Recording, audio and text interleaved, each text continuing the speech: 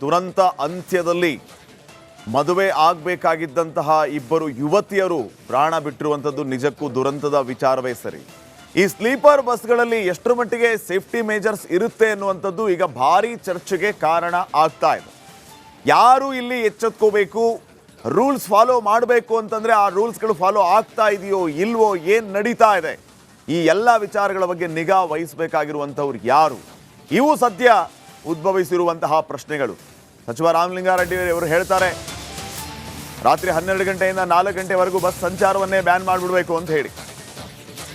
ಇದು ಸಾಧ್ಯವಾ? ಕೇಂದ್ರಕ್ಕೆ ಈ ರೀತಿ ಒಂದು ಪ್ರಸ್ತಾವನೆಯನ್ನು ಸಲ್ಲಿಸೋದಕ್ಕೆ ರಾಮಲಿಂಗಾರೆಡ್ಡಿ ಅವರು ಮುಂದಾಗಿದ್ದಾರೆ. ಇನ್ನು ಈ ಘಟನೆ ಬಗ್ಗೆ ನೋಡೋದಾದ್ರೆ, ಕ್ರಿಸ್ಮಸ್ ಹಬ್ಬದಂದೇ ನಡುರಾತ್ರಿಯ ಸಾವಿನ ಮೆರವಣಿಗೆ.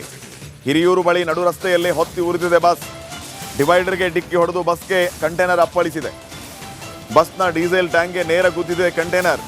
ಕ್ಷಣಾರ್ಧದಲ್ಲೇ ಸೀಬರ್ಡ್ ಸ್ಲೀಪರ್ ಬಸ್ ಹೊತ್ತಿ ಉರಿದಿದೆ.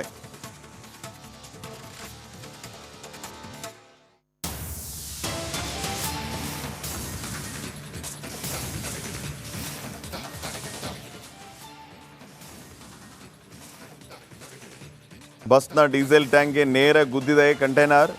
ಕ್ಷಣಾರ್ಧದಲ್ಲೇ ಸೀಬರ್ಡ್ ಸ್ಲೀಪರ್ ಬಸ್ ಹೊತ್ತಿ ಉರಿದಿದೆ. ನೋಡಿ, ದುರಂತ ಅಂತ್ಯದಲ್ಲಿ ಮದುವೆ ಆಗಬೇಕಾಗಿದ್ದಂತಹ ಇಬ್ಬರು ಯುವತಿಯರು ಪ್ರಾಣ ಬಿಟ್ಟಿರುವಂಥದ್ದು ನಿಜಕ್ಕೂ ದುರಂತದ ವಿಚಾರವೇ ಸರಿ. ಈ ಸ್ಲೀಪರ್ ಬಸ್ಗಳಲ್ಲಿ ಎಷ್ಟರ ಮಟ್ಟಿಗೆ ಸೇಫ್ಟಿ ಮೇಜರ್ಸ್ ಇರುತ್ತೆ ಅನ್ನುವಂಥದ್ದು ಈಗ ಭಾರಿ ಚರ್ಚೆಗೆ ಕಾರಣ ಆಗ್ತಾ ಇದೆ. ಯಾರು ಇಲ್ಲಿ ಎಚ್ಚೆತ್ಕೋಬೇಕು, ರೂಲ್ಸ್ ಫಾಲೋ ಮಾಡಬೇಕು ಅಂತಂದ್ರೆ ಆ ರೂಲ್ಸ್ಗಳು ಫಾಲೋ ಆಗ್ತಾ ಇದೆಯೋ ಇಲ್ವೋ, ಏನು ನಡೀತಾ ಇದೆ, ಈ ಎಲ್ಲ ವಿಚಾರಗಳ ಬಗ್ಗೆ ನಿಗಾ ವಹಿಸಬೇಕಾಗಿರುವಂಥವ್ರು ಯಾರು, ಇವು ಸದ್ಯ ಉದ್ಭವಿಸಿರುವಂತಹ ಪ್ರಶ್ನೆಗಳು. ಸಚಿವ ರಾಮಲಿಂಗಾರೆಡ್ಡಿ ಅವರು ಹೇಳ್ತಾರೆ, ರಾತ್ರಿ 12 ಗಂಟೆಯಿಂದ 4 ಗಂಟೆವರೆಗೂ ಬಸ್ ಸಂಚಾರವನ್ನೇ ಬ್ಯಾನ್ ಮಾಡಿಬಿಡಬೇಕು ಅಂತ ಹೇಳಿ. ಇದು ಸಾಧ್ಯವಾ? ಕೇಂದ್ರಕ್ಕೆ ಈ ರೀತಿ ಒಂದು ಪ್ರಸ್ತಾವನೆಯನ್ನು ಸಲ್ಲಿಸೋದಕ್ಕೆ ರಾಮಲಿಂಗಾರೆಡ್ಡಿ ಅವರು ಮುಂದಾಗಿದ್ದಾರೆ. ಇನ್ನು ಈ ಘಟನೆ ಬಗ್ಗೆ ನೋಡೋದಾದ್ರೆ, ಕ್ರಿಸ್ಮಸ್ ಹಬ್ಬದಂದೇ ನಡುರಾತ್ರಿಯ ಸಾವಿನ ಮೆರವಣಿಗೆ. ಹಿರಿಯೂರು ಬಳಿ ನಡು ರಸ್ತೆಯಲ್ಲಿ ಹೊತ್ತಿ ಉರಿದಿದೆ ಬಸ್. ಡಿವೈಡರ್ಗೆ ಡಿಕ್ಕಿ ಹೊಡೆದು ಬಸ್ಗೆ ಕಂಟೈನರ್ ಅಪ್ಪಳಿಸಿದೆ. ಬಸ್ನ ಡೀಸೆಲ್ ಟ್ಯಾಂಕ್ಗೆ ನೇರ ಗುದ್ದಿದೆ ಕಂಟೈನರ್. ಕ್ಷಣಾರ್ಧದಲ್ಲೇ ಸೀಬರ್ಡ್ ಸ್ಲೀಪರ್ ಬಸ್ ಹೊತ್ತಿ ಉರಿದಿದೆ.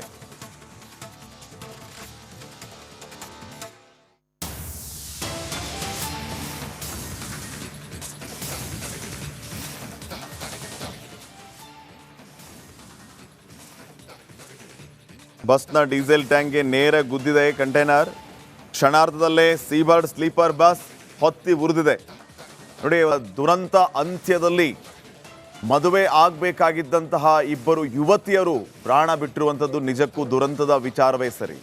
ಈ ಸ್ಲೀಪರ್ ಬಸ್ಗಳಲ್ಲಿ ಎಷ್ಟರ ಮಟ್ಟಿಗೆ ಸೇಫ್ಟಿ ಮೇಜರ್ಸ್ ಇರುತ್ತೆ ಅನ್ನುವಂಥದ್ದು ಈಗ ಭಾರಿ ಚರ್ಚೆಗೆ ಕಾರಣ ಆಗ್ತಾ ಇದೆ. ಯಾರು ಇಲ್ಲಿ ಎಚ್ಚೆತ್ಕೋಬೇಕು, ರೂಲ್ಸ್ ಫಾಲೋ ಮಾಡಬೇಕು ಅಂತಂದ್ರೆ ಆ ರೂಲ್ಸ್ಗಳು ಫಾಲೋ ಆಗ್ತಾ ಇದೆಯೋ ಇಲ್ವೋ, ಏನು ನಡೀತಾ ಇದೆ, ಈ ಎಲ್ಲ ವಿಚಾರಗಳ ಬಗ್ಗೆ ನಿಗಾ ವಹಿಸಬೇಕಾಗಿರುವಂಥವ್ರು ಯಾರು, ಇವು ಸದ್ಯ ಉದ್ಭವಿಸಿರುವಂತಹ ಪ್ರಶ್ನೆಗಳು.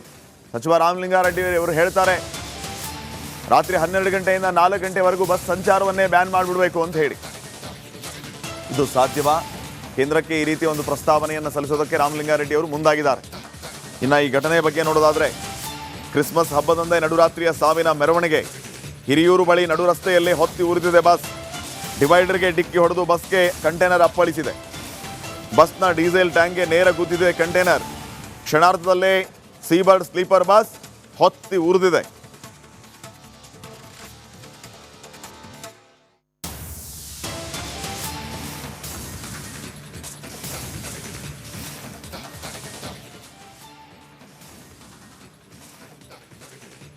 ಬಸ್ನ ಡೀಸೆಲ್ ಟ್ಯಾಂಕ್ಗೆ ನೇರ ಗುದ್ದಿದೆ ಕಂಟೈನರ್. ಕ್ಷಣಾರ್ಧದಲ್ಲೇ ಸೀಬರ್ಡ್ ಸ್ಲೀಪರ್ ಬಸ್ ಹೊತ್ತಿ ಉರಿದಿದೆ. ನೋಡಿ, ದುರಂತ ಅಂತ್ಯದಲ್ಲಿ ಮದುವೆ ಆಗಬೇಕಾಗಿದ್ದಂತಹ ಇಬ್ಬರು ಯುವತಿಯರು ಪ್ರಾಣ ಬಿಟ್ಟಿರುವಂಥದ್ದು ನಿಜಕ್ಕೂ ದುರಂತದ ವಿಚಾರವೇ ಸರಿ. ಈ ಸ್ಲೀಪರ್ ಬಸ್ಗಳಲ್ಲಿ ಎಷ್ಟರ ಮಟ್ಟಿಗೆ ಸೇಫ್ಟಿ ಮೇಜರ್ಸ್ ಇರುತ್ತೆ ಅನ್ನುವಂಥದ್ದು ಈಗ ಭಾರಿ ಚರ್ಚೆಗೆ ಕಾರಣ ಆಗ್ತಾ ಇದೆ. ಯಾರು ಇಲ್ಲಿ ಎಚ್ಚೆತ್ಕೋಬೇಕು, ರೂಲ್ಸ್ ಫಾಲೋ ಮಾಡಬೇಕು ಅಂತಂದ್ರೆ ಆ ರೂಲ್ಸ್ಗಳು ಫಾಲೋ ಆಗ್ತಾ ಇದೆಯೋ ಇಲ್ವೋ, ಏನು ನಡೀತಾ ಇದೆ, ಈ ಎಲ್ಲ ವಿಚಾರಗಳ ಬಗ್ಗೆ ನಿಗಾ ವಹಿಸಬೇಕಾಗಿರುವಂಥವ್ರು ಯಾರು, ಇವು ಸದ್ಯ ಉದ್ಭವಿಸಿರುವಂತಹ ಪ್ರಶ್ನೆಗಳು. ಸಚಿವ ರಾಮಲಿಂಗಾರೆಡ್ಡಿ ಅವರು ಹೇಳ್ತಾರೆ, ರಾತ್ರಿ 12 ಗಂಟೆಯಿಂದ 4 ಗಂಟೆವರೆಗೂ ಬಸ್ ಸಂಚಾರವನ್ನೇ ಬ್ಯಾನ್ ಮಾಡಿಬಿಡಬೇಕು ಅಂತ ಹೇಳಿ. ಇದು ಸಾಧ್ಯವಾ? ಕೇಂದ್ರಕ್ಕೆ ಈ ರೀತಿ ಒಂದು ಪ್ರಸ್ತಾವನೆಯನ್ನು ಸಲ್ಲಿಸೋದಕ್ಕೆ ರಾಮಲಿಂಗಾರೆಡ್ಡಿ ಅವರು ಮುಂದಾಗಿದ್ದಾರೆ. ಇನ್ನು ಈ ಘಟನೆ ಬಗ್ಗೆ ನೋಡೋದಾದ್ರೆ ಕ್ರಿಸ್ಮಸ್ ಹಬ್ಬದಂದೇ ನಡುರಾತ್ರಿಯ ಸಾವಿನ ಮೆರವಣಿಗೆ. ಹಿರಿಯೂರು ಬಳಿ ನಡು ರಸ್ತೆಯಲ್ಲಿ ಹೊತ್ತಿ ಉರಿದಿದೆ ಬಸ್. ಡಿವೈಡರ್ಗೆ ಡಿಕ್ಕಿ ಹೊಡೆದು ಬಸ್ಗೆ ಕಂಟೈನರ್ ಅಪ್ಪಳಿಸಿದೆ. ಬಸ್ನ ಡೀಸೆಲ್ ಟ್ಯಾಂಕ್ಗೆ ನೇರ ಗುದ್ದಿದೆ ಕಂಟೈನರ್. ಕ್ಷಣಾರ್ಧದಲ್ಲೇ ಸೀಬರ್ಡ್ ಸ್ಲೀಪರ್ ಬಸ್ ಹೊತ್ತಿ ಉರಿದಿದೆ.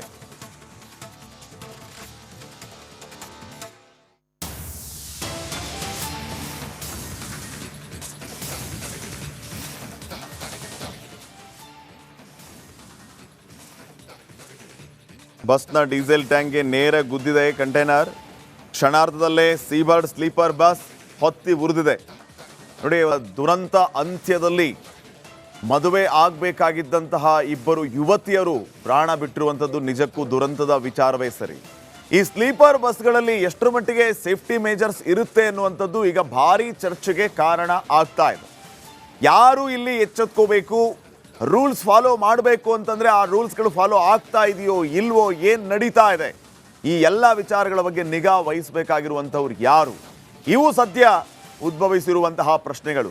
ಸಚಿವ ರಾಮಲಿಂಗಾರೆಡ್ಡಿ ಅವರು ಹೇಳ್ತಾರೆ, ರಾತ್ರಿ 12 ಗಂಟೆಯಿಂದ 4 ಗಂಟೆವರೆಗೂ ಬಸ್ ಸಂಚಾರವನ್ನೇ ಬ್ಯಾನ್ ಮಾಡಿಬಿಡಬೇಕು ಅಂತ ಹೇಳಿ.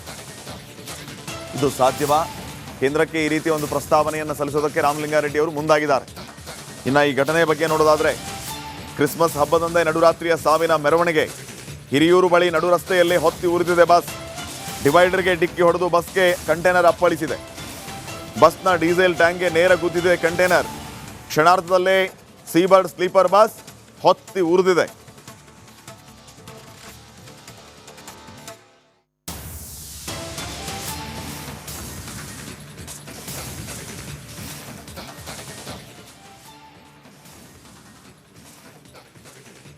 ಬಸ್ನ ಡೀಸೆಲ್ ಟ್ಯಾಂಕ್ಗೆ ನೇರ ಗುದ್ದಿದೆ ಕಂಟೈನರ್. ಕ್ಷಣಾರ್ಧದಲ್ಲೇ ಸೀಬರ್ಡ್ ಸ್ಲೀಪರ್ ಬಸ್ ಹೊತ್ತಿ ಉರಿದಿದೆ. ನೋಡಿ, ದುರಂತ ಅಂತ್ಯದಲ್ಲಿ ಮದುವೆ ಆಗಬೇಕಾಗಿದ್ದಂತಹ ಇಬ್ಬರು ಯುವತಿಯರು ಪ್ರಾಣ ಬಿಟ್ಟಿರುವಂಥದ್ದು ನಿಜಕ್ಕೂ ದುರಂತದ ವಿಚಾರವೇ ಸರಿ. ಈ ಸ್ಲೀಪರ್ ಬಸ್ಗಳಲ್ಲಿ ಎಷ್ಟರ ಮಟ್ಟಿಗೆ ಸೇಫ್ಟಿ ಮೇಜರ್ಸ್ ಇರುತ್ತೆ ಅನ್ನುವಂಥದ್ದು ಈಗ ಭಾರಿ ಚರ್ಚೆಗೆ ಕಾರಣ ಆಗ್ತಾ ಇದೆ. ಯಾರು ಇಲ್ಲಿ ಎಚ್ಚೆತ್ಕೋಬೇಕು, ರೂಲ್ಸ್ ಫಾಲೋ ಮಾಡಬೇಕು ಅಂತಂದರೆ ಆ ರೂಲ್ಸ್ಗಳು ಫಾಲೋ ಆಗ್ತಾ ಇದೆಯೋ ಇಲ್ವೋ, ಏನು ನಡೀತಾ ಇದೆ, ಈ ಎಲ್ಲ ವಿಚಾರಗಳ ಬಗ್ಗೆ ನಿಗಾ ವಹಿಸಬೇಕಾಗಿರುವಂಥವ್ರು ಯಾರು? ಇವು ಸದ್ಯ ಉದ್ಭವಿಸಿರುವಂತಹ ಪ್ರಶ್ನೆಗಳು. ಸಚಿವ ರಾಮಲಿಂಗಾರೆಡ್ಡಿ ಅವರು ಹೇಳ್ತಾರೆ, ರಾತ್ರಿ 12 ಗಂಟೆಯಿಂದ 4 ಗಂಟೆವರೆಗೂ ಬಸ್ ಸಂಚಾರವನ್ನೇ ಬ್ಯಾನ್ ಮಾಡಿಬಿಡಬೇಕು ಅಂತ ಹೇಳಿ. ಇದು ಸಾಧ್ಯವಾ? ಕೇಂದ್ರಕ್ಕೆ ಈ ರೀತಿಯ ಒಂದು ಪ್ರಸ್ತಾವನೆಯನ್ನು ಸಲ್ಲಿಸೋದಕ್ಕೆ ರಾಮಲಿಂಗಾರೆಡ್ಡಿ ಅವರು ಮುಂದಾಗಿದ್ದಾರೆ. ಇನ್ನು ಈ ಘಟನೆ ಬಗ್ಗೆ ನೋಡೋದಾದ್ರೆ ಕ್ರಿಸ್ಮಸ್ ಹಬ್ಬದಂದೇ ನಡುರಾತ್ರಿಯ ಸಾವಿನ ಮೆರವಣಿಗೆ. ಹಿರಿಯೂರು ಬಳಿ ನಡು ರಸ್ತೆಯಲ್ಲಿ ಹೊತ್ತಿ ಉರಿದಿದೆ ಬಸ್. ಡಿವೈಡರ್ಗೆ ಡಿಕ್ಕಿ ಹೊಡೆದು ಬಸ್ಗೆ ಕಂಟೈನರ್ ಅಪ್ಪಳಿಸಿದೆ. ಬಸ್ನ ಡೀಸೆಲ್ ಟ್ಯಾಂಕ್ಗೆ ನೇರ ಗುದ್ದಿದೆ ಕಂಟೈನರ್. ಕ್ಷಣಾರ್ಧದಲ್ಲೇ ಸೀಬರ್ಡ್ ಸ್ಲೀಪರ್ ಬಸ್ ಹೊತ್ತಿ ಉರಿದಿದೆ.